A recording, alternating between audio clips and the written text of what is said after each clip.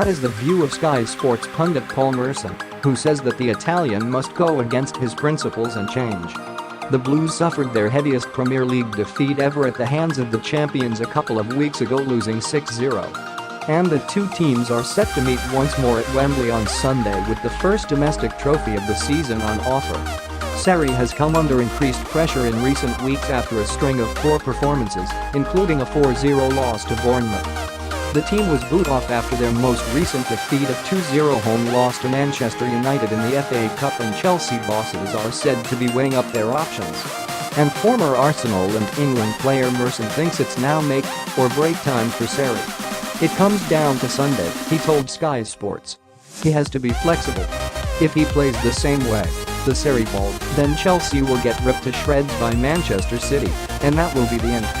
If we see another side and changes the way he plays and makes it difficult for Man City and tries to keep it tight, then maybe you would say give him time. He has just come in and he is prepared to change for certain games and we will stick with him. But if he goes out and plays the same way and Chelsea get ripped apart again by City, then that will be it. You would like to think he will change things, because if he doesn't, then it's madness at the highest level. You have just lost 6-0 to this team a few weeks ago and you are going to go out and play the same way. That's madness. I would go as far as to say that's insanity. He needs to change. If he doesn't, and Chelsea lose by 3 or 4, that's the end. Chelsea tried to press City in their most recent meeting at the Etihad, but the tactic backfired in the heavy defeat. You have to give yourself a chance, says Merson. In my opinion, they have 3 players who can defend: Cesar Azpilicueta, Antonio Rudiger and N'Golo Kanté. The rest can't defend. Don't go and ask them to play a closing down game when none of them can defend.